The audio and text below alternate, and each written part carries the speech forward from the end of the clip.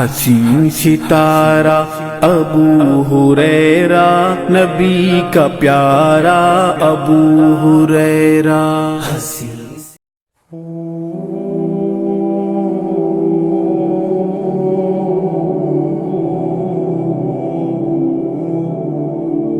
الحمدللہ رب العالمین، والصلاة والسلام علی رسولہ الکریم وعلی آلہ وصحبہ اجمعین، اما بعد۔ اعوذ باللہ من الشیطان الرجیم، بسم اللہ الرحمن الرحیم۔ ان اللہ لا یغیر ما بقوم حتی یغیروا ما بانفسہم۔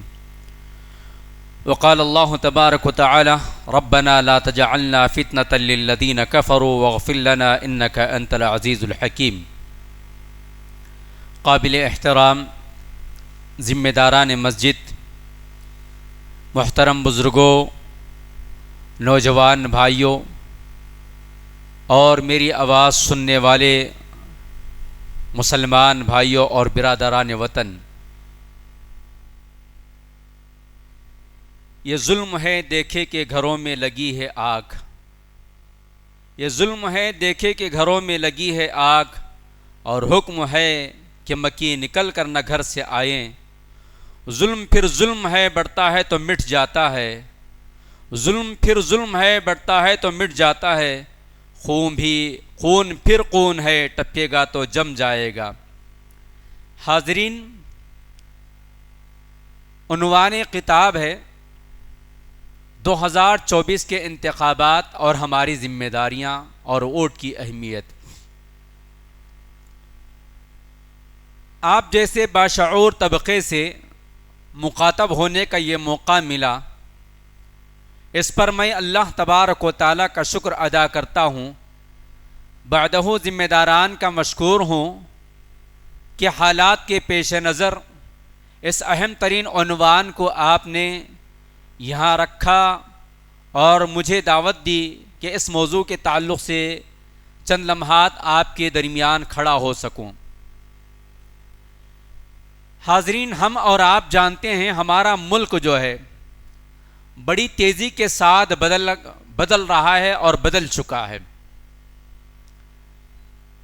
پوری دنیا کے اندر جہاں چند سال پہلے ہم اور آپ اس بات کی مثال پیش کرتے تھے اور ہماری کتابوں کے اندر یہ لکھا جاتا تھا اور ہماری تاریخ اس بات کی گواہی دیتی ہے ماضی کے اندر کہ یہاں ہندو، مسلم، سکھ، عیسائی بھائی بھائی بن کر رہتے ہیں، یہاں مساوات اور بھائی چارگی، رواداری کی ایک مثال پیش کی جاتی ہے، یہاں ہم آپس میں مل جل کر رہتے ہیں، یہاں کی آبادیوں میں مختلف قسم کے طبقات اور مختلف مذاہب ایک ہی محلے کے اندر، ایک ہی شہر کے اندر اور ایک ہی علاقے کے اندر اس طرح رچ اور بستے ہیں کہ آپس میں کسی قسم کی تفریق نظر نہیں آتی تھی۔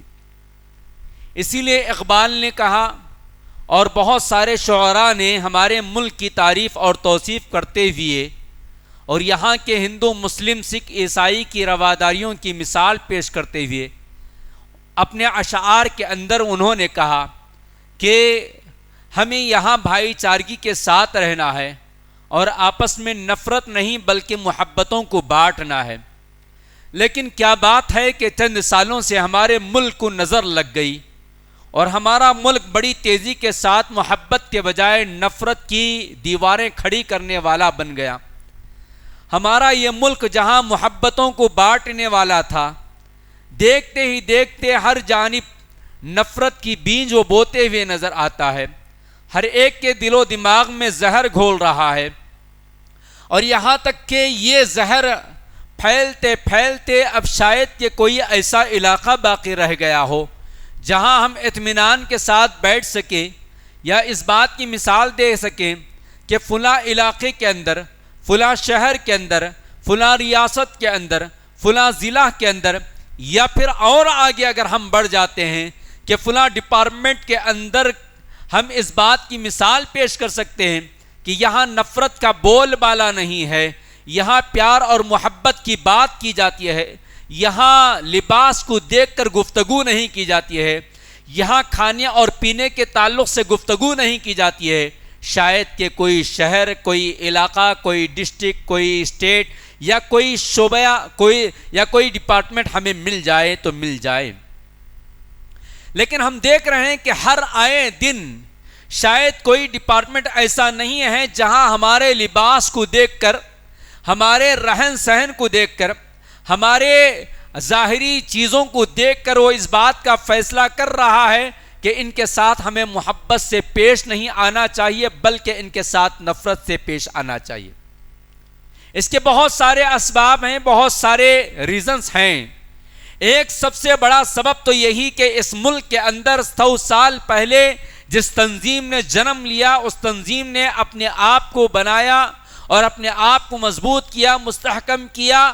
اس کا مقصد یہی تھا، اس کی غرض و غایت یہی تھی، اس کے پیدا ہونے کا ریزن یہی تھا کہ وہ اس ملک کے اندر نفرت کو پھیلائے اور نفرت کو عام کرے. اور اس ملک کی جو گنگا جمنا تہذیب ہے اس کو ختم کیا جائے، پیار اور محبت کی جو ملنساری کے ساتھ جو زندگی یہاں گزاری جاتی ہے اس کو ختم کیا جائے.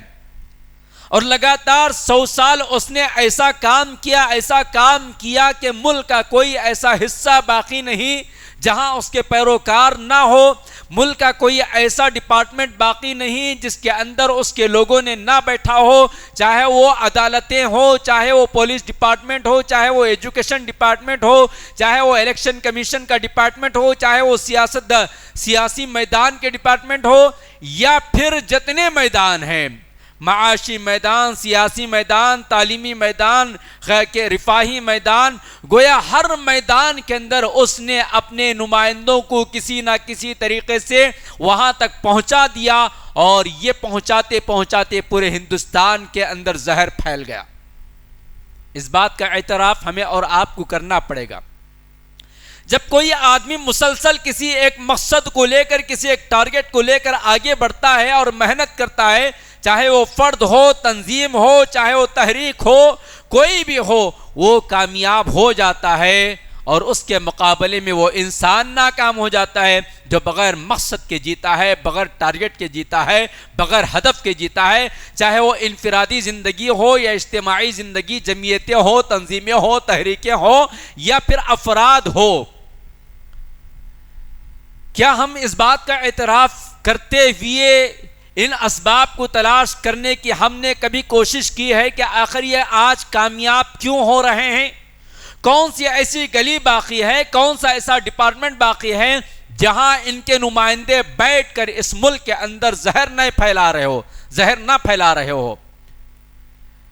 گویا اس ملک کو بنانے سنوارنے جہاں ہمارے آبا و اجداد نے 800 سال محنتیں کی، آج ہی میں نے کسی واٹس ایپ کے گروپ کے اندر مغلیہ سلطنت کے کارناموں کو پڑھا تو پڑھ کر تعجب ہوتا ہے کہ انہوں نے اس ملک کو بنانے اور سنوارنے کے لیے کیا کچھ انہوں نے قربانیاں دی. صرف ہندوستان نہیں بلکہ عالمی سطح کی تاریخ اس کے اندر لکھی گئی ہے کہ جہاں یورپی ممالک جو ہے بالکل ابتدائی مرحلے میں تھے اور اس ابتدائی مرحلے کے ایجوکیشن کے ڈپارٹمنٹ کے اندر بھی ان کے پاس ذات پات کا نظام تھا، پیسے کا نظام تھا، سرمایہ داری کا نظام تھا کہ ہر کوئی پڑھ نہیں سکتا، ہر کوئی لکھ نہیں سکتا، ہر کوئی داخلہ نہیں لے سکتا اسکول اور کالج میں. اور اس ملک ہندوستان کے اندر بھی جو ہے بہت ساری ذات اور پات اور نسلوں کے درمیان امتیازی سلوک کیا جاتا تھا. لیکن ہمارے آبا و اجداد نے، مسلم حکمرانوں نے جب تعلیم گاہوں کا افتتاح کیا اور تعلیم گاہوں کا جال پھیلا دیا تو وہاں ہر ایک کو تعلیم حاصل کرنے کا انہوں نے موقع دیا. نہ نسلی امتیاز باقی رکھا، نہ ذات کو باقی رکھا، نہ پیسے کو باقی رکھا، نہ زمینداری کو باقی رکھا، نہ سرمایہ دارانہ نظام کو باقی رکھا. اس طرح اس ملک کو بنانے اور سنوارنے والے ہمارے آبا و اجداد تھے. اور پھر اس ملک پر جب آفتیں آئیں، مصیبتیں آئیں، اور اس ملک کو جو ہے دیکھتے ہی دیکھتے انگریز نے اپنے جال میں پھنسا لیا اور اپنے قبضے میں کر لیا، تو پھر سے ایک اور مرتبہ اس ملک کو آزادی کے لیے خون دینے کی جب ضرورت پیش آئی تو وہ ہمارے آبا و اجداد ہی تھے جنہوں نے اس ملک کو انگریزوں کے پنجوں سے آزاد کرنے کے لیے ہر طرح کی قربانیاں دی ہے، اور ہر طرح کی جو ہے ایثار کے ساتھ انہوں نے کام کیا ہے۔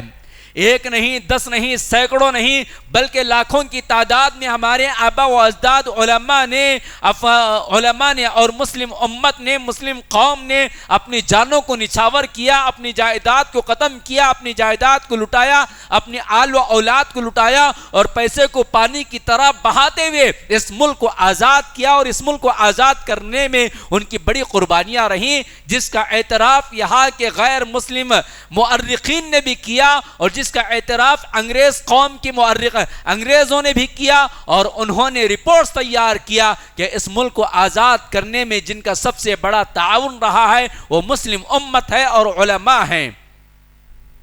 پھر اس کے بعد جب یہ ملک آزاد ہو گیا تب بھی اس ملک کو بنانے اور اس ملک کی ترقی میں، اس ملک کی تعمیر میں ہمارے آبا و اجداد کا خون لگا، پیسہ لگا، محنتیں لگی، ان کی عقل لگی، ان کی صلاحیتیں لگی، اور پھر اس ملک کو امام الہند مولانا ابوالکلام آزاد رحمۃ اللہ علیہ جیسا معناز عالم دین، مفسر قرآن اور بڑا سیاستدان، دانشور انسان سب سے پہلا وزیر تعلیم کی شکل میں ملا، اور اس نے اس دور میں جو کچھ ادارے، جو کچھ ایجوکیشن کے اندر جو کچھ ڈپارٹمنٹ قائم کیا وہی چیزیں آج تک بھی چلی آ رہی ہیں، اور اس ملک کو پھر سے آزاد ہندوستان کے بعد اس کی تعمیر اور ترقی کے اندر جہاں امام الہند مولانا ابوالکلام آزاد رحمۃ اللہ علیہ نے اپنی صلاحیتوں کا لوہا منواتے ہوئے انہوں نے اس ملک کو ترقی کے راہ پر گامزن کیا، وہیں پر مسلم علی گڑھ یونیورسٹی، جامعہ ملیہ اسلامیہ اور مدارس اسلامیہ اور جامعات نے وہ کارہائے نمایاں انجام دیا کہ اس ملک کی امن و سلامتی اور اس کی بقا اور اس کی جمہوریت اور اس کی تعمیر اور اس کی ترقی کے اندر گویا کوئی حصہ ایسا نہیں جس میں ماضی میں ہمارے آبا و اجداد نے کام کیا۔ یہ سب ماضی بعید اور ماضی قریب کی باتیں میں نے آپ کے سامنے رکھی، لیکن پچھلے چند سالوں میں، پچھلے اگر 50-60 سال کی تاریخ اگر ہم اور آپ پڑھتے ہیں جہاں ہماری عمریں قریب تک پہنچ رہی ہیں، تو ان ادوار میں، ان سالوں میں امت مسلمہ ہمارے ملک کو دینے کے لائق نہیں بنی، ہمارے ملک کو دینے کے بجائے ہمارے ملک سے لینے والی بن گئی، اور پھر یہی وجہ ہے کہ ہمارا ملک جو ہے ہمیں اس زمین پر بوجھ سمجھنے لگا، اور ہمارا ملک کا حکمران جو ہے جو اپنی پالیسیز کو اختیار کر رہا تھا اور ہمارے خلاف نفرت پھیلا رہا تھا، اور ہمارے تعلق سے ہی باتیں بتائی گئی کہ ہم جو ہے اس زمین پر بوجھ بن کر ہیں، ہم کسی لائق اور کسی قابل نہیں ہیں، ہم دینے کے لائق نہیں صرف لینے کے قابل ہیں، لینے کے لائق ہیں۔ حضرات، ایک جانب ہم اپنے دشمن کی خوبیوں کا اعتراف کر رہے ہیں، دوسری جانب ہمارا بھی یہ حال ہے کہ ہم اس ملک کو دینے کے لائق نہیں رہے۔ ہمارا ملک جو کچھ ہم سے چاہتا تھا، ہمارا ٹیلنٹ، ہماری صلاحیتیں، ہمارا پیسہ، ہماری محنتیں اس ملک کو بنانے سنوارنے میں لگنا تھا، شاید کہ ہم اس میں جیسے کچھ کامیاب ہونا ویسے کچھ کامیاب نہیں ہوئے، اور پھر اس کے بعد ہوا یہی کہ دشمن کو پوری طرح موقع مل گیا کہ اس نے ہر ڈپارٹمنٹ کے اندر اپنے لوگوں کو بٹھایا، اور پھر دیکھتے ہی دیکھتے پچھلے 10 سالوں کے اندر ملک کا کوئی خطہ، کوئی حصہ، کوئی نگر ڈگر باقی نہیں رہا جہاں سے نفرت کی ہوا بڑی تیزی کے ساتھ نہ چل رہی ہو۔ یہ سب کچھ حالات ہمارے سامنے ہیں، اور پچھلے ان 10 سالوں میں ہمیں اور آپ کو ڈرانے کے لیے، مایوس کرنے کے لیے، دھمکانے کے لیے، خوف اور ہراس کے اندر مبتلا کرنے کے لیے مختلف چیزوں کو ہمارے سامنے رکھا گیا. کبھی ہماری اذانوں پر پابندی کی بات، کبھی حجاب پر پابندی کی بات، کبھی ہمارے داڑھیوں پر گفتگو، کبھی ہمارے لباس پر گفتگو، کبھی ہمارے کھانے پینے پر گفتگو، کبھی ہمارے میناروں پر گفتگو، کبھی ہماری مساجد پر گفتگو، کبھی ہمارے مدارس پر گفتگو، کبھی ہمارے سیاستدانوں کو قتل کر کے یا انہیں ختم کر کے ڈرانے کی کوشش، کبھی گاؤں کشی کے نام پر نوجوانوں کو بے تحاشا مارنے کے نام پر، کبھی ہجوم تشدد کے نام پر. نہ جانے ان تمام راہوں سے اس بات کا میسج دینے کی کوشش کی گئی کہ دیکھو تمہارے ساتھ بھی یہی حشر ہوگا، یہی معاملہ ہوگا. اور پھر پچھلے 4 سالوں میں ہمارے خلاف جو بلیں پاس ہوئیں وہ سب کچھ ہمارے سامنے موجود ہے. پارلیمنٹ کے اندر بڑی تعداد ان کی رہنے کی وجہ سے مسلمانوں کے خلاف جتنے کچھ بلیں پاس کر سکتے تھے، قوانین پاس کر سکتے تھے، انہوں نے وہ تمام قوانین کو پاس کر لیا. چاہے وہ NRC کا CA کا معاملہ ہو، چاہے وہ 370 کا معاملہ ہو، یا وقف بورڈ کے معاملات ہو، یا پھر ہماری جائیداد کے معاملات ہو، یا پھر ہمارے مساجد کے معاملات ہو، مختلف پھر یا پھر جو ہے یونیفارم سول کوڈ کا معاملہ ہو، ان تمام چیزوں کو انہوں نے موقع دیکھا اور پاس کر لیا. کیا یہ ساری کی ساری چیزیں ہمیں اور آپ کو جگانے کے لیے کافی ہیں؟ کیا یہ ساری کی ساری چیزیں دیکھ کر ہم اور آپ جاگ گئے؟ مجھے ایسا محسوس ہوتا ہے کہ ہماری قوم ابھی بھی جاگی نہیں ہے. ہماری قوم ابھی بھی جاگی نہیں ہے. ہمارے بعض علماء کرام ہمیں نصیحت کرتے ہوئے کہا کرتے ہیں کہ امت مایوس ہو چکی ہے، امت کو مایوسی کے دلدل سے نکالا جائے. لیکن ہمارا یہ خیال ہے کہ ہم زمینی رپورٹ پر جب کام کرتے ہیں، جب زمینی علاقے کی سطح پر ہم کام کرتے ہیں تو ہمیں یہ بات محسوس ہوتی ہے کہ امت مسلمہ ہندوستان کے اندر بہت کم ایسی تعداد ہے جو ان حالات کو لے کر متفکر ہے، ان حالات کو لے کر سوچ اور بچار کرتی ہے، ان حالات سے اپنے لوگوں کو آگاہ کرنے کی کوشش کرنے والوں کی تعداد بہت کم ہے. لیکن ابھی بھی ہندوستان کے مسلمانوں کی ایک بڑی تعداد غفلت میں پڑی ہوئی ہے. مایوس نہیں ہے. اگر مایوس ہو جاتی ہے قوم تو الگ بات تھی. مایوس نہیں ہے بلکہ غفلت میں پڑی ہوئی ہے. ہمارے خطبات جماعت، ہمارے دروس، ہمارا یہ شعور پیدا کرنا، شعور بیداری پروگراموں کا تحریر کے ذریعے، تقریر کے ذریعے، ویڈیوز کے ذریعے، آڈیوز کے ذریعے جگانے کی ہر چاروں جانب سے کوششیں کی جا رہی ہے. لیکن باوجود اس کے ہمارے مسلمانوں کو جاگنے کی توفیق نہیں مل رہی. تو کیا پھر حالات بدل جائیں گے؟ حالات نہیں بدلیں گے. حالات بدلنے کے لیے اپنے آپ کو بدلنا ضروری ہے. ہم اپنے آپ کو چینج کرنے کے لیے تیار نہیں، اپنے آپ کو بدلنے کے لیے تیار نہیں. حالات بدل جائے، کیسے بدل جائیں گے حالات؟ قرآن کریم کی جس آیت کریمہ کی تلاوت میں نے آپ کے سامنے شروع میں کی، اللہ نے کیا فرمایا؟ ان اللہ لا یغیر ما بقوم حتی یغیر ما بانفسهم. اللہ سبحانہ و تعالی کسی بھی قوم کی حالت کو اس وقت تک نہیں بدلتا ہے جب تک کہ وہ خود اپنے آپ کو بدلنے کی کوشش نہ کرے.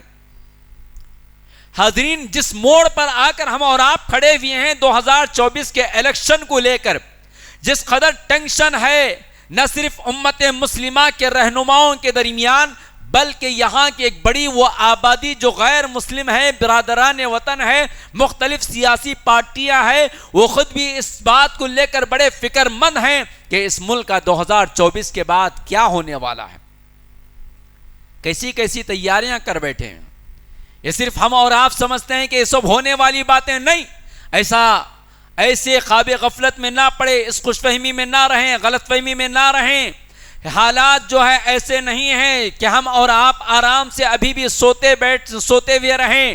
اس ملک کا ایک بڑا طبقہ جو غیر مسلم بھائیوں کا ہے، برادران وطن کا ہے، مختلف سیاسی غیر سیاسی پارٹیاں، یہاں تک کہ عدالتوں میں کام کرنے والے بڑے بڑے وکلا روڈوں پر نکل آ کر ہمیں اور آپ کو جگانے کی کوشش کر رہے ہیں کہ دیکھو 2024 کا انتخاب اگر اسی طرح یہ لوگ جیت جائیں اور نفرت کی جیت ہو جائے گی، زہر پھیلانے والوں کی جیت ہو جائے گی، فرقہ پرست طاقتوں کی جیت ہو جائے گی، یہ زعفرانی لباس، یہ زعفرانی تنظیموں کی اگر جیت ہو جائے گی تو پھر نہ جانے بہت کچھ ہنگامہ ہو سکتا ہے.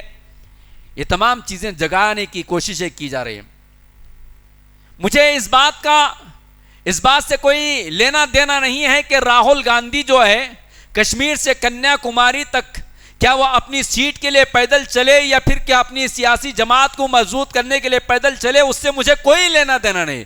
لیکن ایک انسان ہونے کے اعتبار سے مجھے اور آپ کو سوچنا پڑے گا کہ ایک نوجوان، ایک انسان کشمیر سے کنیا کماری تک کا پیدل دورہ کرتا ہے، چلتا ہے، پھرتا ہے اور ساری امت کو اور سارے ہندوستانیوں کو جگانے کی کوشش کرتا ہے کہ دیکھو نفرت کو ختم کرو اور محبت کو عام کرو.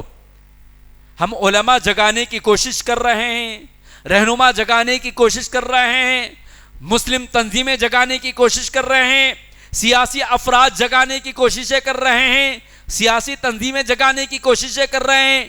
ایک جانب کسی نہ کسی طریقے سے برادران وطن جاگ رہے ہیں، مگر ہم اور آپ ابھی بھی قاب غفلت میں پڑے ہوئے ہیں، ابھی بھی انہی بحثوں میں پڑے ہوئے ہیں کہ یہاں اوڑ دینا گویا طاغوت کو اوڑ دینا ہے، یہاں اوڑ دینا شرعی اعتبار سے گویا غلط ہے، شرک ہے، خرافات ہے، بدعات ہے. پتہ نہیں ہمارے نوجوانوں کو کب صحیح سمجھ آئے گی، کب دین کی صحیح سمجھ ان کے اندر آئے گی. ابھی بھی انہی بحثوں میں پڑے ہوئے ہیں کہ ووٹ دینا کس کو دینا، کہاں دینا، ہندوستان میں ووٹ دینا جائز ہے ناجائز ہے، طاغوت کو ووٹ دینے کے مترادف ہے. اس طرح کی بحثیں آج ہمارے نوجوانوں کے درمیان چل رہی ہیں. حضرات، ووٹ اس وقت جو ہمارا حق ہے، اس حق کو اپناتے ہوئے ہم حالات کو بدل سکتے ہیں. حالات کو بدلنے کے لیے سب سے پہلا جو کام ہے وہ ہے تعلق باللہ. اللہ تبارک و تعالیٰ سے اپنا تعلق جوڑنا ہے، اپنی مضبوطی اللہ سے اپنا تعلق اللہ سے مضبوط کرنا ہے اور اللہ کی جانب لوٹ کر آنا ہے. اور چلتے پھرتے اڑتے بیٹھتے، نمازوں کے بعد، نمازوں سے پہلے، سوتے کھاتے پیتے جاگتے اللہ سے مدد مانگنی ہے، اللہ سے مدد مانگنی ہے. صرف مدد مانگنے کے لیے بیٹھ نہ جائیں، بلکہ مدد کے ساتھ قدم آگے بڑھانا ہے، اسباب کو اپنانا ہے. اسباب کو اللہ نے ہی پیدا کیا ہے، ان اسباب کو اپنانا بھی ہے. اللہ تعالیٰ سے مدد مانگنی ہے، نصرت مانگنی ہے، تعلق جوڑنا ہے، توبہ اور استغفار کرنا ہے، بارہا دعائیں کرنا ہے. ربنا لا تؤاخذنا ان نسینا او اخطانا، یا پھر اللہم لا تسلط علینا من لا یرحمنا، یا پھر اسی طرح اللہم انا نجعلک فی نحورہم ونعوذ بک من شرورہم. اپنے گناہوں کی سزا دینے سے ہمیں اللہ تعالیٰ سے پناہ مانگنا چاہیے اور اللہ سے توبہ اور استغفار کرنا چاہیے اور اپنا تعلق رب سے جوڑنا چاہیے. پہلا کام یہ کرنا چاہیے. اس کے بعد جو دوسرا کام ہے، ان نفرتوں کو ختم کرنے کا ہمارے ہاتھ میں جو طاقت ہے، جو قوت ہے. ہم کسی کو کرسی پر بٹھانے کے لیے یہاں کا ملک کا قانون نے ہمیں جو حق دیا ہے وہ ووٹ کا حق ہے، وہ ووٹ کا حق ہے. اسی ووٹ کے ذریعے ہم کسی کو کرسی پر بٹھا سکتے ہیں اور کسی کو کرسی سے اتار سکتے ہیں. کرسی پر بٹھانے کے لیے بھی یہ کام آ سکتا ہے اور کرسی سے اتارنے کے لیے بھی یہ کام آ سکتا ہے. نفرت کو ختم کر کے محبت کا پیغام لانے والوں کے لیے بھی یہ کام آ سکتا ہے. فرقہ وارانہ فسادات کو ختم کر کے امن و سلامتی کے پیام کو عام کرنے والوں کو لا سکتا ہے. نہ جانے اس ملک کا جو دستور ہے، یہ ملک کا دستور بھی بدلنے کی ناکام کوششیں کی گئی ہیں اور یہاں تک کہ بعض سوشل میڈیا پر آنے والے ویڈیوز کے ذریعے یہ بات بھی معلوم ہو چکی ہے کہ ان لوگوں نے اپنا ایک الگ سا دستور بنا کر رکھ دیا ہے. صرف اس بات کا انتظار ہے کہ 2024 کے اس انتخابات میں انہیں کامیابی مل جائے اور پھر یہ جو دستور چل رہا ہے، یہ جو قانون چل رہا ہے، یہ جو آئین چل رہا ہے، اس کو نکالا جائے اور وہ اپنا دستور لے آئے اور اس دستور کے اندر سوائے رام کے، سوائے فلاں کے کوئی اور چیز اس کے اندر نہیں ہے. حضرات، آنے والے سال، آنے والا وقت بہت کٹھین ہے. اگر اللہ والے ہم ہو جائیں اور اللہ کی رحمتیں برسنے لگی تو اور بات ہے، لیکن ہمارے اعمال اور ہمارا حال اور احوال یہ بتاتا ہے کہ ابھی بھی ہم اللہ سے قربت اختیار کرنے کے لیے تیار نہیں ہیں. تعلیمی نظام بدل چکا ہے، دستور بدل چکا ہے، بہت سارے قوانین ہمارے خلاف بنا چکے ہیں، یہاں تک کہ اس ملک کی آزادی کے بعد سے اب تک جو دستور چل رہا ہے اس کو ہٹانے کے لیے الگ سے دستور بھی بنا چکے ہیں، جیسا کہ میں نے آپ کے سامنے کہا۔ اب بچا کیا ہے بولیے؟ اگر ابھی بھی ہم اور آپ نہ جاگیں، اور اس وقت آخری جو موقع ہمارے ہاتھ میں ہے، اس وقت آخری جو موقع ہمارے ہاتھ میں ہے، جو ووٹ کا حق ہے اس کو بھی ختم کرنے کے لیے انہوں نے پالیسیز بنا چکے ہیں، اور یہ آخری مرحلہ ہے کہ ہم اس حق کا استعمال کرتے ہوئے ہم یہاں کی سیاست کو بدلنے کی کوشش کریں، یہاں کے مطلب ہندوستان کی سیاست کو بدلنے کی کوشش کریں۔ وہ حق ہے، ووٹ کا حق ہے، ووٹ کا حق ہے۔ ووٹ کا حق ہمیں اور آپ کو دیا گیا ہے، اور باقاعدہ ہر ہندوستانی شہری جو 18 سال کی عمر کو پہنچ جاتا ہے، کالا ہو، گورا ہو، غریب ہو، پڑھا لکھا ہو، امیر ہو، مرد ہو، عورت ہو، ہر ایک کو یہ حق دیا گیا ہے کہ 18 سال کا جب وہ ہو جاتا ہے تو وہ یا تو سیاست میں حصہ لے سکتا ہے، یا وہ خود ووٹ استعمال کر سکتا ہے، ووٹ کسی کو دے سکتا ہے یا ووٹ لے سکتا ہے۔ یہ حق باقاعدہ قانون کے طور پر بتایا گیا۔ میں سمجھتا ہوں غالباً کیا کہتے ہیں، دفعہ نمبر 316 یا 326 کے اندر یہ لکھا گیا ہے کہ ہر شہری کو جو بنیادی حقوق دیے گئے ہیں، ان بنیادی حقوق میں سے جو ہے ایک حق ووٹ کا حق بھی ہے۔ اور ووٹ کا حق کا مطلب کیا ہے؟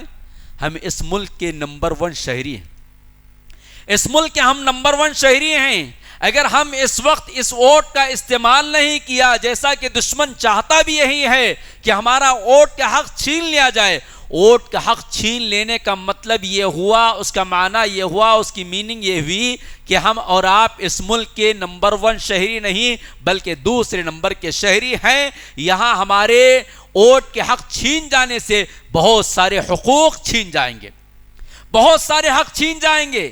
ایک حق اگر ہم اور آپ استعمال نہیں کریں گے اور ہمارے خلاف یہ قانون بن جائے گا تو نہ جانے بہت ساری چیزیں، ہماری جائیداد، ہمارا تعلیم حاصل کرنا، ہمارا علاج، ہمارا کھانا پینا، ہماری معیشت، ہماری تجارت، یہ ساری کی ساری چیزیں خطرے میں ہیں۔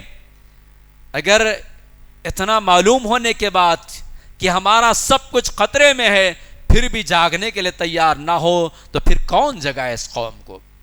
کون جگائے گا اس قوم کو کہ اس قوم کو جگانے کی کوشش کرنے کے باوجود بھی جو ہے سونے کے بہانے تلاش کرتے رہ جائے، اس قوم کو جگانے کی کوششیں کرنے کے باوجود بھی جو ہے جاگنے کی کوشش نہ کرے تو پھر اس قوم کا جو ہے اللہ نگہبان ہے۔ حضرات، ہمیں اور آپ کو چاہیے کہ ووٹ شرعی اعتبار سے کیا ہے، اس کے تعلق سے بھی 2 چند باتیں میں آپ کو بتا دوں۔ ووٹ گویا شہادت، گواہی دینی ہے۔ ہم کیا کرتے ہیں؟ ہم گواہی دیتے ہیں کہ ہمارا فلاں لیڈر جو ہے پارلیمنٹ میں پہنچنے کا حقدار ہے، وہ ہمارے حقوق کی بات کرتا ہے، وہ ہماری نمائندگی کرتا ہے۔ کیوں؟ اس لیے کہ ہم میں سے ہر آدمی پارلیمنٹ نہیں پہنچ سکتا ہے، اسمبلی نہیں پہنچ سکتا ہے، بلدیہ نہیں پہنچ سکتا ہے۔ ہمارا کوئی نمائندہ ہو جو ہمارے حقوق کی آواز اٹھائے، ہمارے مسائل کو حل کروائے، ہمارے تعلیم کے مسائل، ہمارے علاج کے مسائل، ہمارے کھانے پینے کے مسائل، ہماری معیشت کے مسائل، ہمارے مذہبی مسائل، ان تمام مسائل کے حل کے لیے گویا کوئی نہ کوئی نمائندہ ہونا چاہیے۔ اس بات کی نمائندگی کرنے والے کے حق میں ہم شہادت دے رہے ہیں، گواہی دے رہے ہیں کہ فلاں انسان بہتر ہے۔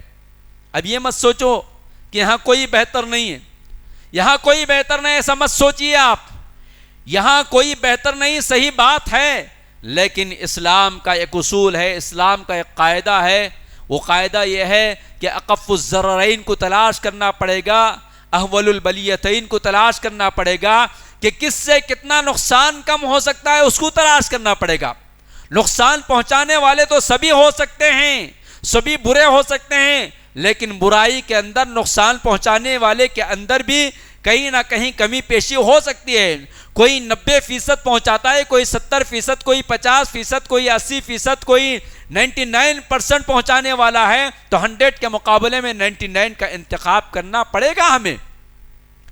ہمیں اس بات کا خیال ذہن میں رکھنا، ہمیں اس بات کو ذہن میں رکھنا چاہیے کہ اگر ہم یہ سوچ کر اپنے گھر میں بیٹھ جائے کہ جتنے لوگ ٹھہرے ہوئے ہیں سب کے سب گندے ہیں، سب کے سب خراب ہیں، پوری پارٹیاں خراب ہیں، اگر اس طرح بیٹھ کر سو جائیں گے تو پھر ہم نقصان اٹھانے والے ہو جائیں گے۔ اسلام کے اس قاعدے کو اپناتے ہوئے، اس اصول کو اپناتے ہوئے کہ اقف الضررین، کہ دونوں میں سے کون نقصان کم پہنچانے والا ہے، اس کو اپنا ووٹ دینا پڑے گا۔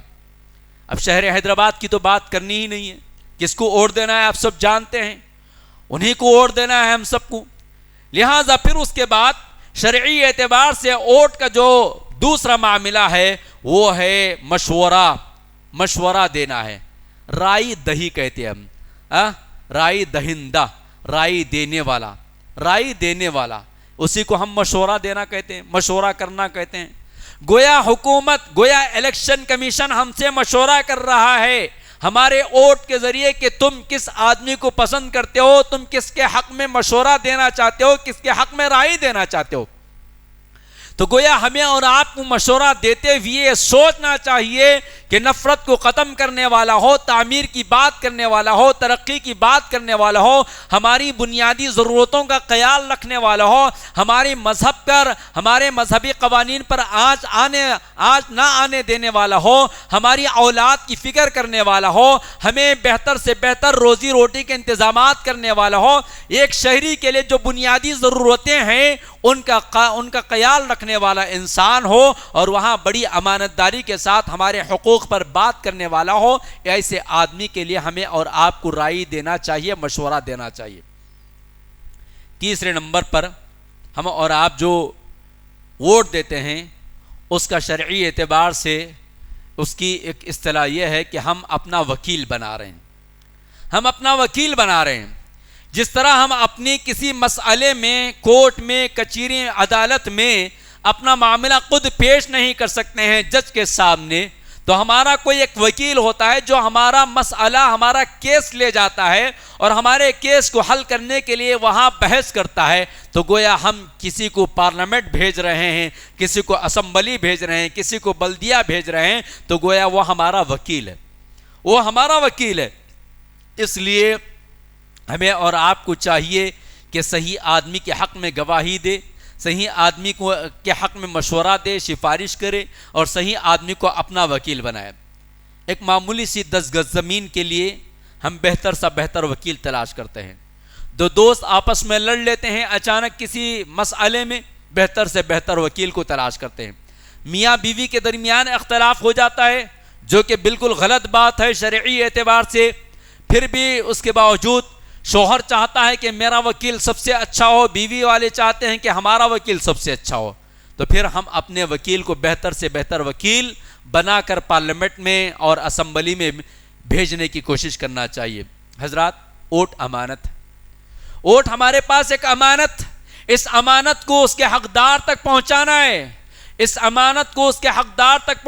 ہے، اللہ تبارک و تعالی نے فرمایا ان اللہ یأمرکم ان تؤدوا الامانات الی اہلها، کہ اللہ تعالیٰ تمہیں اس بات کا حکم دیتا ہے کہ تمہارے پاس جو امانت ہے اس امانت کو اس کے حقدار تک پہنچاؤ۔ یہ آیت کریمہ کا پس منظر ایک خاص مقصد کے تحت ہے، لیکن اکثر مفسرین کا کہنا یہی ہے کہ اس آیت کریمہ کا پس منظر خاص ہونے کے ساتھ ساتھ یہ آیت کریمہ عام ہے، ہر طرح کی امانتوں کا اس کے حقدار تک پہنچانے کا اس آیت کریمہ کے اندر حکم دیا گیا ہے۔ حضرات، ان باتوں کا خیال رکھنا چاہیے۔ تو ہم اپنے شرعی اعتبار سے بھی ووٹ کی اہمیت کو جان گئے اور ووٹ کا کیا مقام ہے اس کو بھی جان گئے۔ ووٹ گویا یہ ہماری طاقت ہے، ہماری قوت ہے، ووٹ ہمارا حق ہے، اس ووٹ کو استعمال کرنا چاہیے۔ البتہ اس ووٹ کو استعمال کرتے ہوئے اس بات کا خیال رکھنا چاہیے کہ ووٹ ہمارا منتشر نہ ہو، ووٹ ہمارا کسی کو جو ہے اپنا دوست سمجھ کر نہ ڈالیں، کسی کو اپنا بھائی سمجھ کر نہ ڈالیں، ووٹ کو ضائع نہ کریں، بلکہ ایک جگہ متحد ہو کر، متفق ہو کر کسی ایک ایسے اچھے انسان کو ووٹ ڈالیں جو ہماری صحیح معنی میں نمائندگی کرتا ہے۔ اگر یہی ووٹ ہمارا بکھر جائے گا، منتشر ہو جائے گا، دوستیوں میں، دشمنیوں میں بڑھ جائے گا، تو نہ جانے پھر ہمارا یہ دشمن جیت جائے گا۔ ہمارا یہ دشمن جیت جائے گا. اور آپ دیکھ رہے ہیں کہ صرف ان چند دنوں کے اندر جہاں کینویسنگ کا معاملہ چل رہا ہے، وہ ہماری دشمن ہمارے ساتھ دشمنی کرنے والے لوگ اور زہر پھیلانے والے لوگ بھی یہاں اپنے نمائندوں کو ٹھہرا کیا اور وہ اپنا زہر پھیلانے کی کوششیں کر رہے ہیں. ایسے میں ہمارا ووٹ نہیں بکھرنا چاہیے، ووٹ نہیں بکھرنا چاہیے. حضرات، جب ووٹ امانت ہے تو کیا ہم ووٹ کے لیے نوٹ لے سکتے ہیں؟ ووٹ کے لیے نوٹ لینا یہ بالکل شرعی اعتبار سے غلط ہے، رشوت ہے. یہ رشوت ہے. ہمیں سوچنا چاہیے. یہ پیغام اس مسجد سے باہر بھی جائے گا تو اس ویڈیو کو سننے والوں سے میری دردمندانہ درخواست ہے کہ میرے مسلمان بھائیوں اور ساتھ ہی ساتھ میرے برادران وطن سے بھی میری اپیل اور درخواست ہے، بڑے دل کی گہرائیوں کے ساتھ میں آپ سے درخواست کرتا ہوں کہ آپ جس نمائندے کو بھی ووٹ ڈالنا چاہتے ہیں، خدا کے لیے اللہ کا واسطہ دے کر میں آپ سے درخواست کرتا ہوں کہ ووٹ کے لیے نوٹ نہ لیجئے. 500 روپے، 1500 روپے، 2000 روپے، 5000 روپے، 10,000 روپے اگر آپ لے لیتے ہیں تو گویا یہ رشوت ہے. اسلامی اعتبار سے بھی حرام ہے، حرام ہے، حرام ہے. اور تھوڑا عقل لگا کر سوچئے کہ جس وقت آپ کے پاس ووٹ لینے کے لیے کوئی نمائندہ آتا ہے اور آپ تک بند لفافہ 500 سے 5000 10,000 کا دے دیتا ہے تو کیا اس کے بعد 5 سال وہ آپ کے درمیان آئے گا؟ 1 لاکھ ووٹ حاصل کرنے کے لیے جب وہ 2 کروڑ 10 کروڑ 5 کروڑ 100 کروڑ اگر وہ خرچ کر دیتا ہے تو آئندہ 5 سال میں صرف وہ اسی بات کی فکر میں لگا رہے گا کہ 100 کروڑ میں نے جس طرح خرچ کیا ہے وہ اس کو 200 کروڑ کی شکل میں کیسے کماؤں. پھر وہ ظلم بھی کرے گا، ستم بھی کرے گا، ظلم کے پہاڑ بھی توڑے گا اور آپ پر آپ سے رشوت بھی لے گا، آپ سے سود بھی لے گا، آپ کے اوپر مہنگائی بھی لائے گا، آپ سے ہر چاروں جانب سے آپ کو نچوڑ کر وہ 5,000 جو دیا تھا وہ 5 سال کے اندر گویا 50,000 کی شکل میں وہ واپس لے لے گا. نتیجے میں آپ کی اولاد کو تعلیم نہیں ملے گی، نتیجے میں آپ کے نوجوان لڑکوں کو روزگار نہیں ملے گا، زمین پر کمپنیاں نہیں آئے گی، زمین پر تجارت گاہیں نہیں بنیں گی، روزگار کے مواقع میسر نہیں ہوں گے، صحیح علاج نہیں ملے گا، صحیح پینے کا پانی نہیں ملے گا، روڈ صحیح نہیں ہوں گے، گلیوں کی گندگی ختم نہیں ہوگی، بلدیہ کام نہیں کرے گا، نتیجے میں بیماریاں پھیل جائیں گی. یہ سب کچھ ہوگا اور پھر جب 5 سال 4.5 سال ہو جائیں گے تب ہمیں احساس ہوگا کہ ہمارا وقت کا MLA، ہمارا وقت کا MP، ہمارا وقت کا کونسلر ہمارے علاقے میں کچھ کام نہیں کیا. جب ہمارے پاس کوئی ہمت نہیں رہے گی کہ ہم سوال کر سکے اسے. کیوں؟ اس لیے کہ اس کے 500 میں ہم اور آپ بک چکے تھے، اس کی 1000 کی نوٹ میں 2000 کی نوٹ میں ہم اور آپ اپنا ووٹ بیچ دیے تھے. جب ووٹ بیچ دو گے تو سوال کرنے کے لیے ہمارے پاس ہمت نہیں ہوگی. شرعی اعتبار سے، قانونی اعتبار سے، دونوں اعتبار سے جرم ہے، دونوں اعتبار سے جرم ہے. باوجود اس کے 100 کروڑ 200 کروڑ ایک نمائندہ خرچ کرتا ہے تو وہ پیسہ کہاں سے آ رہا ہے، کدھر سے آ رہا ہے، کون سا پیسہ مل رہا ہے. کتنے ایسے بھائیوں کی زبانی سننے کو ملتا ہے کہ غیر مسلم سے زیادہ جا کر مسلمان غیر مسلم امیدواروں کے پاس لائن لگا کر 600 700 400 300 500 روپے لے کر آتے ہیں. جب ان سے کہا جاتا ہے تو کہتے ہیں کہ صبح سے شام تک اگر آٹو چلاتے ہیں تو 500 ملنا مشکل ہے، لہٰذا 1 گھنٹہ اگر اس لیڈر کے پیروں کے پاس جا کر پڑے رہیں گے تو وہاں سے ملنے والے 500 ہمیں آرام سے مل جائیں گے. سوال یہ ہے کہ ان 500 روپے 5,000 روپے آپ کتنے دن کھائیں گے، کیا کھلائیں گے، آپ کیا کر سکتے ہیں ان 5,000 روپے میں. اسی لیے اچھے لوگ سیاسی میدان میں آنے کے لیے ڈرتے ہیں. اچھے لوگ سیاسی میدان میں اسی لیے نہیں آ رہے ہیں. کیوں؟ اس لیے کہ لوگوں کو عادت ہو گئی ہے کہ ووٹ نوٹ کے بدلے میں ملے گا، ووٹ نوٹ کے بدلے میں ملے گا. تو نوٹ کہاں سے خرچ کیا جائے، نوٹ کہاں سے خرچ کیا جائے. حلال کا پیسہ ہمارے پاس ہے تو اس حلال کے پیسے کو اگر ہم خرچ کر دیں گے تو پھر گویا حرام کے ذریعے کمانا پڑے گا. کئی ایسے مسلم لیڈروں کے ذریعے ہمیں سننے کو یہ بات ملی کہ ہمیں ٹکٹ ملنے کے لیے تیار تھی لیکن ہم نے یہ سوچ کر نہیں لیا کہ غیر مسلم تو غیر مسلم ہے, اپنی قوم بھی بغیر نوٹ کے ووٹ نہیں دیتی ہے. ابھی میں آندھرا کے دورے پر مختلف لوگوں سے مختلف مساجد میں ملاقاتیں ہوئی. سوال یہی تھا آپ ووٹ کس کو ڈال رہے ہیں؟ ان کا جواب یہی تھا جو پیسے دے کے ان کو ڈالے. میں نے کہا فلاں کو کیوں نہیں؟ تو ان کا رونا یہی تھا کہ ہمیں کوئی بند لفافہ نہیں ملتا, ہمیں کوئی ذمہ داری نہیں ملتی, ہمیں بوتھ نہیں ملتا, ہمیں کوئی نگرانی نہیں ملتی, ہمیں پیسہ نہیں ملتا ہے. حضرات 5 سال کے لیے ہم نمائندہ تلاش کر رہے ہیں. 5 سال کا نمائندہ ہمارا کیسے ہونا چاہیے ہمیں اور آپ کو سوچنا چاہیے. 5,000 روپے میں اگر اس نمائندے کو اپنا ووٹ بیچ دیں گے تو پھر اس کے بعد آنے والے 5 سالوں میں جیسا کہ میں نے آپ کے سامنے کہا کہ ہمارا علاج, ہماری معیشت, ہماری تعلیم, ہمارے بچے یہ سب کچھ غیر محفوظ ہو جائیں گے. نہ اچھا علاج ملے گا, نہ اچھی تعلیم ملے گی, نہ اچھا روزگار ملے گا, نہ اچھا فیوچر ملے گا, نہ اچھا مستقبل ملے گا. لہٰذا ایسے لوگوں کو ہمیں اپنا ووٹ بیچنے کے بجائے جو ہے ہم کھڑا کریں, ہمت دیں, حوصلہ دیں, کہیں آئیں آپ سیاست میں بغیر نوٹ کے ہم آپ کو جتائیں گے. شرط یہ کہ آپ 5 سال بغیر سوئے کے رات و دن ہماری محنت, ہمارے تعلق سے فکر کرتے ہوئے آپ ہمارے مستقبل کو روشن بنائیں. کیا ایسے لیڈر نہیں مل سکتے ہیں؟ مل سکتے ہیں. شرط کیا ہے؟ ہمارا اتحاد ہو, ہمارا اتفاق ہو, ہماری یونٹی ہو, ہماری سوچ بدلے, ہماری فکر بدلے. ہماری مائیں اور بہنیں ہم کو کہتے ہوئے اس قدر افسوس ہو رہا ہے کہ ہمارے کتنے غیر مسلم نمائندوں کے سامنے جا کر ہماری برقع پوش خواتین صبح سے شام تک کھڑی ہو کر 500 روپے, 1000 روپے لے کر آتی ہیں. کس قدر افسوس کی بات ہے. اسی لیے کئی مرتبہ ہم نے اپنے غیر مسلم حکمرانوں کی زبان سے یہ سنا کہ تمہاری عورتیں 500-1000 روپے میں آ کر ہمیں ووٹ ڈال کر جائے گی, اور یہ دشمن چاہتا یہی ہے کہ ہمارا ووٹ کسی نہ کسی طریقے سے کسی نہ کسی کو بک جائے. حضرات میں مؤدبانہ التماس کرتا ہوں, بڑی عاجزی کے ساتھ درخواست کرتا ہوں کہ نوٹ کا جو ذہن ہے, ووٹ کے بدلے نوٹ یا نوٹ کے بدلے ووٹ کا جو ذہن ہے, اس فکر کو ختم کر دیجئے. جتا کر بتائیے, بہتر سے بہتر انسانوں کو جتا کر بتائیں کہ بغیر ووٹ بغیر نوٹ کے آپ جیت سکتے ہیں. آؤ میدان میں آؤ. لہذا ہمیں اور آپ کو جاگنا چاہیے اور حالات کا مقابلہ کرنا چاہیے. حالات سے ڈرنا بھی نہیں, گھبرانا بھی نہیں چاہیے.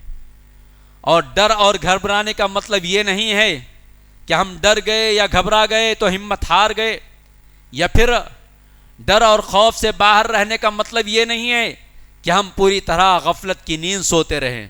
نہ سونا ہے نہ ڈرنا ہے, بلکہ ہمت کے ساتھ, حوصلے کے ساتھ آگے بڑھنا ہے. اور تھوڑا سا ہماری صفوں میں بیٹھے ہوئے ان بچوں کے تعلق سے سوچنا ہے, ہمارے گھروں میں جو ہماری اولاد ہے ان کے تعلق سے سوچنا ہے کہ آخر ہماری نسل کا مستقبل کیا ہوگا, ہماری نسل کا فیوچر کیا ہوگا.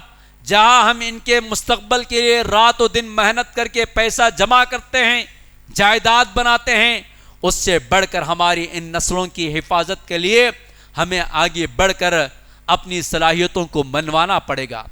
اپنے ٹیلنٹ کے ذریعے اس ملک کو ثابت کرنا پڑے گا کہ دیکھو ہمارے بغیر یہ ملک ترقی یافتہ نہیں بن سکتا ہے.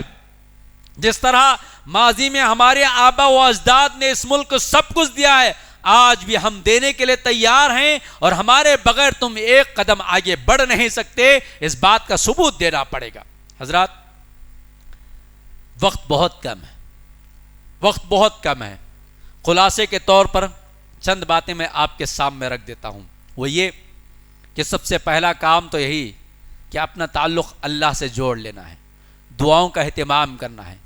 2024 کا یہ الیکشن ہمارے اپنی ذاتی طور پر نقصان کا معاملے کا نہیں، ہمارے اپنی شریعت کا معاملہ ہے، ہماری عبادت گاہوں کا معاملہ ہے، ہماری مساجد کا معاملہ ہے، ہماری نسلوں کا معاملہ ہے، ہماری تعلیم کا معاملہ ہے، ہمارے سجدہ گاہوں کا معاملہ ہے، ہمارے اسلامی قلعے مدارس اسلامیہ کا معاملہ ہے، ہماری امت کا معاملہ ہے، ہمارے مظاہر شریعت کا معاملہ ہے۔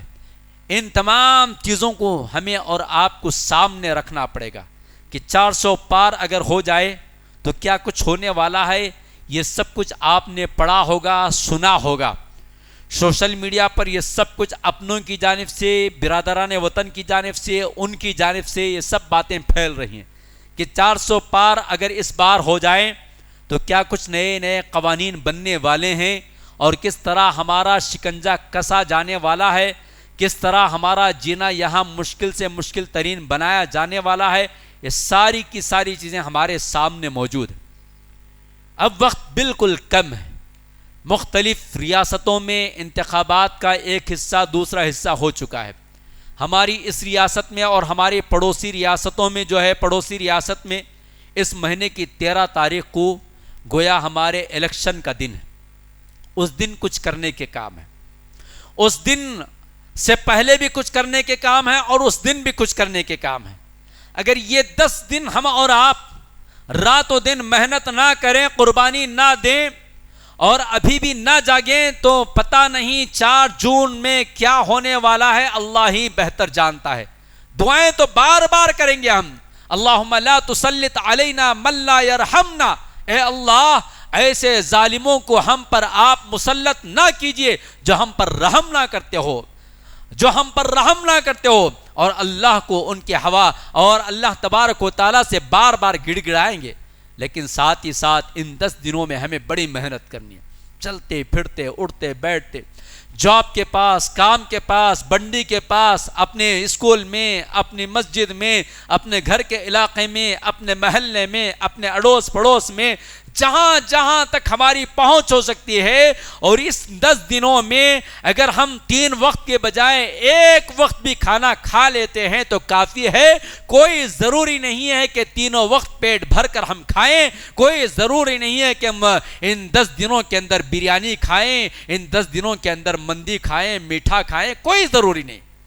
پیسہ خرچ ہوتا ہے، پیسہ خرچ کیجئے، محنت لگتی ہے، محنت کیجئے، وقت خرچ ہوتا ہے، وقت خرچ کیجئے، زبان خرچ کر سکتے ہیں، زبان خرچ کیجئے، دماغ خرچ کر سکتے ہیں، دماغ خرچ کیجئے۔ یہ سوشل میڈیا جو آپ کے ہاتھ میں ہزاروں روپیوں کا موبائل ہے، اس کو استعمال کر سکتے ہیں، اس کو استعمال کیجئے۔ کوئی ایسا راستہ نہ چھوڑیے جس کے ذریعے آپ کسی ایک ووٹر تک پہنچ سکتے ہیں تو پہنچنے کی کوشش کیجئے۔ آپ کا پہلا کام دعاؤں کا ہے، دوسرا کام خود کا ووٹ ڈالنا ہے، دوسرا کام خود کا ووٹ ڈالنا ہے۔ ہم یہ سمجھتے ہیں کہ ووٹ کا دن گویا چھٹی کا دن ہے، سونے کا دن ہے، آرام کرنے کا دن ہے۔ نہیں میرے بھائیوں، صبح صبح نماز فجر ادا کیجئے، رب العالمین سے دعائیں کیجئے، دعاؤں کا اہتمام کیجئے، توبہ اور استغفار کیجئے، ذکر و اذکار کیجئے، اللہ کی مدد مانگیے۔ اور پھر اس وقت جو گرمی ہے، جو شدت کی دھوپ ہے، اس دھوپ کا خیال رکھتے ہوئے صبح صبح کے اولین اوقات میں اپنے اپنے علاقے کے جہاں آپ کا ووٹ ہے وہاں پہنچ کر ووٹ ڈالنا ہے، وہاں پہنچ کر ووٹ ڈالنا ہے۔ ان 10 دنوں میں آپ اپنے ووٹ کی تیاری کرنی ہے، اور ساتھ میں ہم میں سے یہاں جتنے افراد موجود ہیں اور ہماری آواز سننے والے جتنے لوگ ہیں، ان سب کی ذمہ داری بنتی ہے کہ کم سے کم ایک ایک آدمی 100 افراد کو تیار کرے کہ میں 100 افراد کو ووٹ ڈلوانے کی ذمہ داری لوں گا، ووٹ ڈالنے کی ذمہ داری، ووٹ ڈلوانے کی ذمہ داری لوں گا۔ اگر اس طرح کوششیں کریں تو ایک بڑی تعداد ووٹ ڈال سکتی ہے، ووٹ ڈال سکتی ہے۔ اس وقت ہمیں ثابت کرنا ہے کہ پورے مسلمانوں نے 100% ووٹنگ کی ہے، پورے مسلمانوں نے 100% ووٹنگ کی ہے۔ 10%، 20%، 15%، 8%، 30%، 40% نہیں، کیونکہ یہ ہمارا حق چھیننے کی کوششیں کی جا رہی ہے۔ اگر ایسے میں ہمارا یہ ووٹ کا حق 100% نہ بن جائے تو اللہ نہ کرے کہ پھر بعد میں ہمارے لیے مسئلہ پیش آ جائے۔ ان 10 دنوں میں ہم میں سے ہر آدمی کوشش کرنا ہے کہ میری جانب سے 100 افراد کو تیار کروں گا، ان 100 افراد تک پہنچنا ہے، ذہن بنانا ہے، ان کا ووٹر آئی ڈی ہے یا نہیں چیک کرنا ہے، اور جہاں ووٹنگ لسٹ بنائی گئی ہے ہر علاقے میں ہر حلقے میں وہاں جا کر تلاش کرنا ہے۔ خاص طور پر تعلیم یافتہ طبقہ اس بات کی کوشش کرے کہ کتنے خاندان کے ووٹ ہیں، کتنے محلے کے ووٹ ہیں، اڑوس پڑوس میں ووٹ ہے یا نہیں ہے، یہ کام کرنا ہے ان 10 دنوں میں۔ اور پھر ووٹ کے دن جہاں سب سے پہلا اپنا ووٹ ڈالنا ہے، اپنے گھر والوں کا ووٹ ڈلوانا ہے، اور اگر کوئی شہر سے باہر ہے جن کا ووٹ یہاں ہے تو برائے مہربانی تھوڑا سا پیسہ خرچ ہوگا، تھوڑی سی محنت لگے گی، انہیں یہاں بلائیں۔ اگر یہاں کوئی موجود ہے جن کو دوسرے شہر میں جا کر ووٹ ڈالنا ہے تو وہ وہاں تک پہنچ جائے، وہ وہاں تک پہنچے اور ووٹ کا حق استعمال کرے۔ اس دن بہت سارے افراد ایسے ہوتے ہیں جو ووٹ ڈالنا تو چاہتے ہیں لیکن بیمار ہیں، لاچار ہیں، مجبور ہیں، جا نہیں سکتے ہیں، جانا چاہتے ہیں لیکن ووٹ جہاں ڈالنا ہے، اسکول کالج جو سینٹر ہے وہ سینٹر بہت دور ہے، جانے کے لیے پیسہ نہیں ہے۔ آپ اس دن 20 روپے 50 روپے 100 روپے خرچ کیجئے، ایک ایک ووٹ کو جو ہے وہاں تک پہنچانے کی کوشش کیجئے۔ آپ اپنے اپنے محلے میں اپنے اپنے علاقے میں 2-4 آٹو بات کر دیجئے، یہ ہمارا بہتر مستقبل ہو سکتا ہے اس طرح کی کوششوں سے۔ ووٹ ڈالنا ہے، ووٹ ڈلوانا ہے۔ اور تیسرا کام، ووٹ ڈالتے وقت، ووٹ ڈالنے کے لیے جب ہم پہنچیں گے ہمیں ایک سلپ دی جائے گی، ایک رسید دی جائے گی، اس کو لا کر جو ہے ہم محفوظ رکھنا ہے، اس کو لا کر ہمیں محفوظ کرنا ہے۔ وہ ہمیں بطور ڈاکومنٹ کے طور پر یوز کر سکتے ہیں، بطور گواہ ہم رکھ سکتے ہیں کہ ہم اس ملک کے شہری ہیں، اول نمبر کے شہری ہیں، ہم نے 2024 میں ووٹ ڈالا ہے اور ووٹ کی یہ سلپ ہے، بتا سکتے ہیں۔ اور ووٹ ڈالنے کے تعلق سے اس وقت جو ای وی ایم کی مشین ہے اس کو بھی بہت ساری چیزیں بتائی گئی ہیں، سوشل میڈیا پر اس کا طریقہ بھی بتایا گیا ہے، 3 اسٹیپ بتائے جا رہے ہیں کہ سب سے پہلے جب آپ جائیں گے تو آپ کا ایک آفیسر جو وہاں بیٹھا ہوا رہتا ہے، ایک نمائندہ، وہ آپ کا ووٹ فہرست میں ہے یا نہیں چیک کرے گا، وہ چیک کر کر آپ کو آگے بھیجے گا۔ دوسرا آفیسر آپ کا ووٹر آئی ڈی یا پان کارڈ یا پھر ڈرائیورنگ لائسنس یا پھر جو ہے آدھار کارڈ، مختلف چیزیں جو آپ لے کر جا سکتے ہیں، اس کی چیکنگ ہوگی کہ حقیقت میں آپ ہی ہیں یا نہیں ہے یہ۔ پھر اس کے بعد تیسرے نمبر پر تیسرا آفیسر آپ کو انگلی پر نشان لگائے گا اور مشین آن کرے گا۔ اور مشین کے تعلق سے بھی یہ بات بتائی جا رہی ہے کہ جب تک آپ دیکھیں کہ مشین کے اوپر گرین سگنل ہے، گرین لائٹ آئی ہوئی ہے، گرین پردہ ہے، تو گویا آپ ووٹ ڈالیں گے تو ووٹ پڑے گا۔ اگر ریڈ لائٹ ہے، گرین نہیں ہے، تو پھر سے آفیسر کے پاس آنا چاہیے اور اس سے کہنا چاہیے کہ ہمارا یہ ووٹ کا حق ہے، تو بٹن دبا، میں ووٹ ڈالنے کے لیے جا رہا ہوں۔ اور پھر ایک اس بات کا بھی اعلان کیا جا رہا ہے کہ آپ صرف بٹن دبا کر چھوڑ نہ دیں، بلکہ 5-6 سیکنڈ جو ہے اس بٹن کو بڑے اچھے سے دبا کر رکھیں اور دیکھیں کہ آپ جس کو ووٹ ڈال رہے ہیں وہ ووٹ آپ کی اسکرین پر وہاں بتا رہا ہے یا نہیں ہے۔ ان باتوں کا خیال خود بھی رکھنا ہے۔ جہاں آپ ان 10 دنوں میں لوگوں کا ذہن بنائیں گے، ان کو یہ تمام باتیں بتانی ہیں، اور ووٹ کے دن جو ہے جب آپ ڈالنے جائیں گے اس وقت بھی ان باتوں کا خیال رکھنا چاہیے، لہٰذا آپ ان تمام چیزوں کا پاس و لحاظ رکھیں گے۔ تو تیسری بات، اپنی ووٹ کی سلپ جو ہے محفوظ رکھنا ہے۔ چوتھی اور آخری چیز، ووٹ سے پہلے بھی اور ووٹ کے بعد بھی، وہ ہے اپنے ڈاکومنٹس کی تیاری ہمیں اور آپ کو کرنا ہے۔ این آر سی آئے یا نہ آئے، سی اے آئے یا نہ آئے، ہمیں بتانے کے لیے کہا جائے، ڈاکومنٹ بتانا ہے نہیں بتانا ہے، وہ سب الگ باتیں ہیں، وہ سب الگ باتیں ہیں، تب دیکھ لیں گے کہ بتانا یا نہیں بتانا۔ ہے ہی نہیں تو بتائیں گے کیا؟ بولیے، جب ہمارے پاس ہے ہی نہیں ڈاکومنٹ تو بتائیں گے کیا؟ جب ہے ہمارے پاس تو بتانا نہیں بتانا جب کا سوال ہے۔ لہٰذا یہ غفلت میں نہ رہیں کہ ہم بتائیں گے نہ بتائیں گے، وہ فلاں لیڈر بچائے گا، فلاں پارٹی بچا دے گی، فلاں مسجد والے بچائیں گے، فلاں جماعت والے بچائیں گے، نہیں۔ ہم اپنے آپ کو بچانے کے لیے اور حقیقی معنی میں ہمارے ڈاکومنٹس ہمارے پاس ہونا چاہیے۔ ڈاکومنٹس تو رہیں گے لیکن الگ الگ قسم کے نام رہیں گے۔ آدھار کارڈ میں ایک نام رہے گا، ووٹر آئی ڈی میں ایک نام رہے گا، اسکول میں ایک نام رہے گا، گھر میں ایک نام رہے گا، کالج میں ایک نام رہے گا، جائیداد کی پراپرٹی میں ایک نام رہے گا۔ یہ مختلف قسم کے نام یا تو اسپیلنگ ایک ہی نام رہے گا لیکن کہیں ای سے شروع ہو رہا ہے, کہیں آئی سے شروع ہو رہا ہے, کہیں ایس سے شروع ہو رہا ہے, کہیں سی سے شروع ہو رہا ہے. یہ سب کتنی مذاق کی باتیں ہیں ہمارے لیے. جہالت کا گویا ہم سے جھلکتی ہے کہ ہم اپنا ایک صحیح سے ایک نام کا ایک کارڈ نہیں بنا سکتے ہم.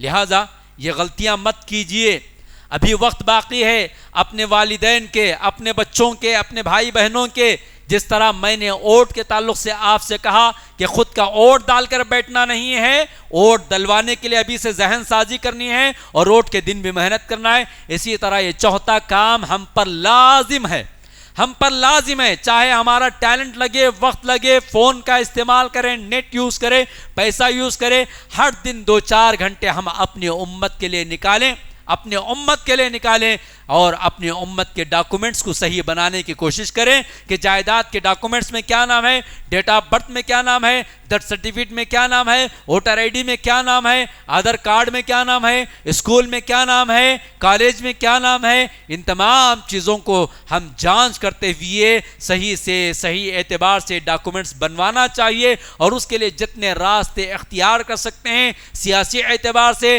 تعلیمی اعتبار سے, وکیلوں کے اعتبار سے, ہر طریقے سے اپنے آپ کو لگا کر محنت کر کے اپنے محلے, اپنے خاندان اور اپنی امت کی حفاظت کرنا ضروری ہے. آپ کو اس کی قدر اس وقت معلوم ہوگی جس وقت ہم سے سوال کیا جائے اور ہمارے ڈاکومنٹس کی وجہ سے اللہ ہماری حفاظت کر لے, اور پھر ہماری رہنمائی کی وجہ سے کسی خاندان یا کسی ایک فرد کی اگر یہاں حفاظت ہو جاتی ہے تو ان کے دل سے کیا دعائیں نکلیں گی وہ ہم اور آپ تصور نہیں کر سکتے ہیں. لہٰذا ہم آپ سے یہی درخواست کرتے ہیں کہ رب سے اپنا تعلق جوڑیں, ووٹ کی تیاری کریں, ووٹ دلوانے کی کوشش کریں, ووٹ کے دن ووٹ ڈالیں, اس کی سلپ محفوظ کریں اور ڈاکومنٹس کی تیاری کریں, اور ہمیشہ دعاؤں کا اہتمام کریں کہ آنے والے 4 جون کا جو نتیجہ ہوگا وہ ہم سب کے حق میں, ہمارے ملک کے حق میں, ہماری ملک کی حفاظت کے حق میں ہو جائے. اور پھر آخری میں جو بات ہے وہ یہ کہ یہ سب کچھ جو حالات آئے وہ حالات ایسے ہی نہیں آئے. ابتدا میں نے ماضی کی بعید کی تاریخ, ماضی قریب کی تاریخ بتاتے ہوئے اس بات کا ذکر کیا تھا کہ ان 50 سالوں میں, ان 60-70 سالوں میں ہم کو جو کام کرنا تھا وہ کام ہم نے نہیں کیا. وہ کام کیا تھا؟ برادران وطن تک اسلام کا پیغام پہنچانا تھا, محبت کی دعوت دینی تھی, اسلام بھائی چارگی کی جو تعلیم دیتا ہے اسلام کا تعارف کروانا تھا, اس اذان کا تعارف کروانا تھا, اس مسجد کا تعارف کروانا تھا, انہیں یہاں تک لے آنا تھا, اس کلام مجید کا پیغام ان تک سنانا تھا, پیارے نبی علیہ الصلوۃ والسلام کی سیرت کا ایک ایک صفحہ انہیں کھول کر بتانا تھا. اس کام کو ہم نے اور آپ نے انجام نہیں دیا. یہی وجہ ہے کہ آج ہم پر اللہ تبارک و تعالیٰ کی جانب سے مختلف قسم کی آزمائشیں آ رہی ہیں. شرط یہی ہے کہ اگر ہم کامیابی چاہتے ہیں, امن و سلامتی چاہتے ہیں, اس ملک کی حفاظت چاہتے ہیں, امت کی حفاظت چاہتے ہیں, اپنے خاندان اور قبیلے کی حفاظت چاہتے ہیں, ان معصوم بچوں کے مستقبل کو روشن کرنا چاہتے ہیں, تو 2024 کے نتائج جیسے بھی آئیں ہمارا کام جو ہے وہ کام دعوت اللہ کا فریضہ ہے. اس کام کو عام کرے, اس پیغام کو عام کرے, نبی کی سیرت کو عام کرے, اذان کے پیغام کو عام کرے, نماز کے پیغام کو عام کرے, قرآن کے پیغام کو عام کرے, رب العالمین کی توحید کی دعوت ان تک پہنچائے, امن و سلامتی کے پیمبر بن کر جیے. ہماری زبان, ہماری آنکھ, ہمارا کھانا پینا, ہمارا رہن سہن, ہمارا لباس اس بات کی دعوت دے غیر مسلموں کو کہ یہ امن و سلامتی کا پیغمبر ہے, یہ امن و سلامتی کی دعوت دینے والا ہے. اس کی زبان سے امن و سلامتی کی بات آتی ہے, اس کے ہاتھ و پیر سے امن و سلامتی کا کام ہوتا ہے. لہٰذا ہم غیر مسلم برادران وطن, غیر مسلم نہیں بلکہ برادران وطن کے دلوں کو جیتنے کی کوشش کرے, ان کے دلوں میں اترنے کے کام کرے, خدمت خلق کے کام کرے, رفاہ عامہ کے کام کرے. کیا ہی بہتر ہوتا کہ یہ تڑپتی, یہ چلچلاتی دھوپ میں, شدت کی گرمی میں اگر ہم روڈوں پر پینے کے پانی کا انتظام کرتے, قدم قدم پر ٹھنڈے پانی کا انتظام کرتے اور ہر ایک کو پانی پلاتے, تو شاید کہ یہ بھی ایک ذریعہ ہو جاتا ان کے دلوں میں جگہ بنانے کے اور ان کے دلوں میں اپنی محبت کو بٹھانے کا. ان کے دلوں کے اندر جو نفرت پھیلائی گئی ہے میڈیا کے ذریعے, سوشل میڈیا کے ذریعے, الیکٹرانک میڈیا کے ذریعے, سیاست دانوں کے ذریعے, حکمرانوں کے ذریعے اور ان کے پیروکار کے ذریعے جو نفرت پھیلائی گئی ہے, اس نفرت کے خاتمے کے لیے ایک چھوٹی سی کوشش میٹھے پانی کی, ٹھنڈے پانی کی اگر ہم اور آپ کر لیں, کوئی بڑی بات نہیں ہے.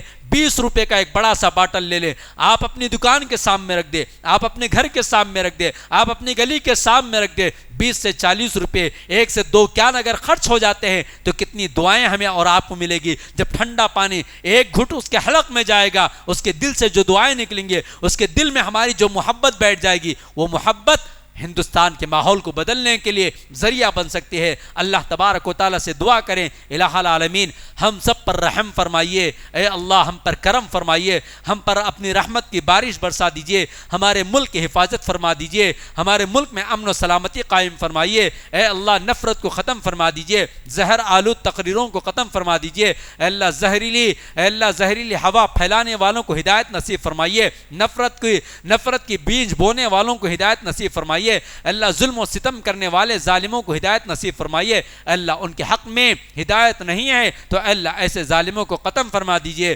اللہ ایسے ظالموں کو ختم فرما دیجئے. اللہ امت مسلمہ کی حفاظت فرمائیے, ہماری عبادت گاہوں کی حفاظت فرمائیے. اللہ آپ کی شریعت مطہرہ کی حفاظت کرنے کی ہمیں توفیق عطا فرمائیے. اللہ آپ ہمارے حامی اور مددگار بن جائیے. اللہ آپ کے علاوہ کوئی ہمیں بچا نہیں سکتا ہے. اللہ سب کچھ ظاہری اسباب ہیں, اللہ حقیقت میں آپ ہی ہمارے مولا ہیں. اللہ آپ ہی ہمارے ناصر ہیں, اللہ آپ ہی ہمارے حامی اور مددگار ہیں. اللہ آپ ہی ہمیں بچا سکتے ہیں. اللہ آپ سے رشتہ جوڑنے والا بنا دیجئے, آپ سے تعلق مضبوط کرنے والا بنا دیجئے. اللہ ہماری مدد فرمائیے, اللہ ہمارے ملک کی مدد فرمائیے. اللہ ہمارے ملک میں امن و سلامتی عطا فرمائیے. اللہ ہمیں ووٹ جو ہمارا حق ہے اس کا صحیح استعمال کرنے والا بنا دیجئے. اللہ رشوت سے, سود سے, حرام پیسوں سے لینے اور دینے سے بچنے اور بچانے والا بنا دیجئے. اللہ ہم سب کو اس پیغام کو عام کرنے والا بنا دیجئے. اللہ ہمارے دونوں پڑوسی ریاستوں میں اللہ اس وقت انتخابات ہونے والے ہیں, اللہ ہمیں صحیح فیصلہ کرنے والا بنا دیجئے. اللہ ہم سب پر رحم فرمائیے. اللہ مسجد اقصی کو آزاد فرما دیجئے. اللہ اہل فلسطین پر رحم فرمائیے. اللہ سارے امت مسلمہ کی اور عالم اسلام کی حفاظت فرمائیے. اللہ جو کچھ کہا اور سنا گیا ہے اللہ اس پر غور کرنے, فکر کرنے اور عمل کرنے کی توفیق عطا فرمائیے. اللہ جو کچھ حق باتیں تھے اس پر عمل کی توفیق عطا فرمائیے. اللہ جو ناحق باتیں میری زبان سے نکل چکی ہیں اللہ اسے ختم فرما دیجیے. اللہ ہماری مدد فرمائیے. آمین یا رب العالمین. بارک اللہ لنا ولکم فی القرآن العظیم ونفعنا وإیاکم بالآیات والذکر الحکیم انہ تعالی جواد ملک بر رؤوف الرحیم ورب حلیم. جزاکم اللہ والسلام علیکم ورحمۃ اللہ وبرکاتہ. مزید علماء اور مقررین کے بیانات سننے کے لیے ہمارے YouTube چینل کو سبسکرائب کیجیے. جزاک اللہ.